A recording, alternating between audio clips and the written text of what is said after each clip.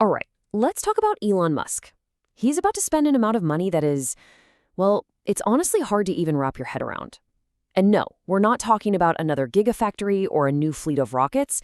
This is something else entirely. This is his bid to build the engine for artificial general intelligence. So yeah, we got to dive into this. Okay, look at that number. $100 billion. Just let that sink in for a second. That's more money than the entire yearly economic output of countries like Guatemala or Bulgaria. We have literally never seen a private company throw this kind of cash at a single project, especially not a computational one. So you have to ask, right? What is this really about? Is this just another massive tech investment? Or is it something more, like a declaration of war in this high-stakes race for AGI? To figure that out, we need to get inside the gamble itself. What exactly is this $100 billion paying for? And what makes this project so radically different from everything else happening in AI right now? This whole thing has a code name, and honestly, it's perfect. Colossus.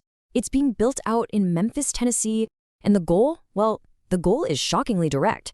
They're not trying to build a slightly better chatbot here. The mission is to brute force the arrival of AGI. We're talking about an AI with human-level or even superhuman cognitive abilities. So what's at the heart of this beast? Imagine a sea of silicon, 100,000 NVIDIA H100 GPUs, all humming away, all wired together to act like one single gigantic brain. This whole setup is designed to train Grok 3 and whatever comes after it, models that are supposed to be light years ahead of anything we have today. But you know, they're not even stopping there. The H100s are just the beginning. The real story is the planned upgrade to the H200. And look, it's not just about being faster. The key here is memory. See that jump from 80 gigs to 141? That is an absolute game changer. It tackles the single biggest bottleneck in training these huge models. It means the AI can hold like entire books or massive code bases in its short-term memory and reason about them in real time. That's a huge leap. Now, building something this massive isn't just about buying a ton of chips and plugging them in. You have to make them all talk to each other at speeds that are just, well, unimaginable. And this is where xAI made a call that completely broke with decades of supercomputing tradition. It's a classic Musk playbook move. So for as long as anyone can remember, if you were building a top-tier supercomputer, you used one thing, InfiniBand. The reason is simple. It's lossless. That means it never, ever drops a single packet of data. And for AI training, dropping even one packet can be a total disaster. It can literally crash the entire training run. So yeah, InfiniBand has been the gold standard, and for very good reason. Now, the alternative is Ethernet. You know, the same stuff that connects your computer to your router. It's everywhere, it's cheap. But here's the catch. It's lossy. It's designed to drop packets and just resend them later. If you're just browsing the web, who cares, right? But if you're trying to train a massive AI model, that's considered absolutely catastrophic. So instead of taking the safe, proven path, xAI made a massive, colossal bet. They decided to go with a new platform called Spectrum X, and the wager was this. They believed they could make regular old Ethernet behave just like the legendary InfiniBand, but at a scale that nobody had ever even attempted. I mean, the entire project, all $100 billion of it, was hanging on this one gamble. And the gamble paid off. It actually worked. They hit 95% data throughput, which is right up there with the best InfiniBand clusters in the world. And this wasn't just a technical win, it was a huge strategic victory. Why? Because now they're not locked into some niche, expensive supply chain. They can build these AI factories using standard off-the-shelf parts, which means they can move way, way faster than their competitors. And that speed is what led to this now famous, almost mythical claim, a claim that was amplified by none other than NVIDIA's CEO, Jensen Huang. He called what they did a superhuman feat, saying they pulled off in just 19 days what would normally take 4 years. 19 days. Sounds impossible, right? Well, is that the whole story? If you dig just a little bit, you find that the 19 days claim is, let's call it a masterclass in definition engineering. It's technically true, but only if you're very, very careful about when you start and stop the clock. So, how did they pull it off? First, they didn't waste time building from scratch. They bought an old Electrolux factory that already had the massive power infrastructure they needed. Smart. Second, that 19-day clock, it didn't start until the very first server rack was physically rolled into the building. And third, And this is the craziest part. They threw out the rulebook. Normally, you install, then you test, then you configure. They did everything at the same time.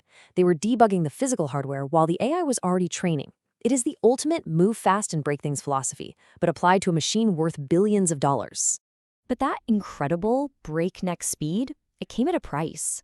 When you move that fast, you tend to outrun things like, regulations and public infrastructure. You create problems that other people have to clean up. And that brings us to the next part of our story, the true cost of genius. Okay, just look at this chart for a second, because the numbers are insane. A typical really big data center, it might pull about 50 megawatts of power. Colossus, right now, is already at 150. But the future request they've put in, it's for 1.1 gigawatts.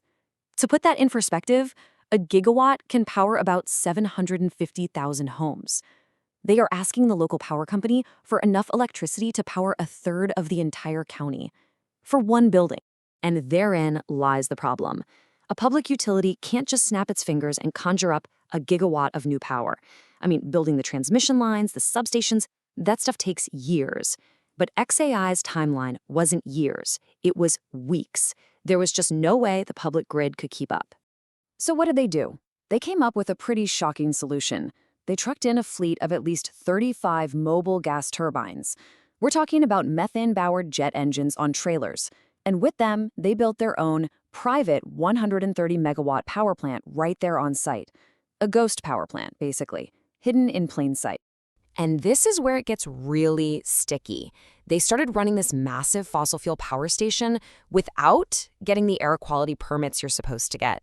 They found a legal loophole, basically.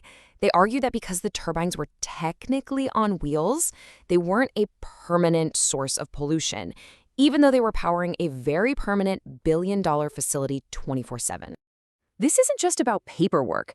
This decision has a very, very real human cost. These turbines are pumping out tons of nitrogen oxides, that's a major ingredient in smog, right into South Memphis. This is a historically black, low-income community that already deals with way more than its fair share of pollution, with higher rates of asthma and cancer. One local advocate put it perfectly. The promise of a brilliant AGI future is being bought with the health of the poor right now, today. And all of this just blows the conversation wide open, right? It becomes so much bigger. This isn't just a story about cool tech or even about pollution anymore. This is a story about power. It's about who gets to decide what our future looks like. And really, this whole project is the perfect embodiment of the two warring tribes in the great AI debate. On one side, you've got the techno-optimists, the EAC crowd. They argue that getting to AGI as fast as possible is a moral imperative. They believe it'll cure disease, solve climate change, and so a little bit of pollution now is a small, acceptable price to pay for saving all of humanity later. But then, on the other side, you have the critics. And they're saying, hold on a second. The real doomsday scenario isn't some evil sci-fi robot in the future. It's the very real carcinogens you're pumping into our air right now. And you can see this anxiety boiling over online. In places like Reddit, people are looking at this and seeing a capital moat being dug. The price tag to even compete is now tens of billions of dollars. They're worried about a future that looks a lot like techno-feudalism, where a tiny handful of tech oligarchs basically control everything. And that whole dream of open source AI, of AI for the people, it feels like it's becoming a distant memory. Which brings us to the final unavoidable question, the one that hangs over all of this. The machine is being built. The chips are spinning. If this $100 billion gamble actually pays off, and a true artificial general intelligence is born inside that building in Memphis, who actually gets to control the future of human intelligence?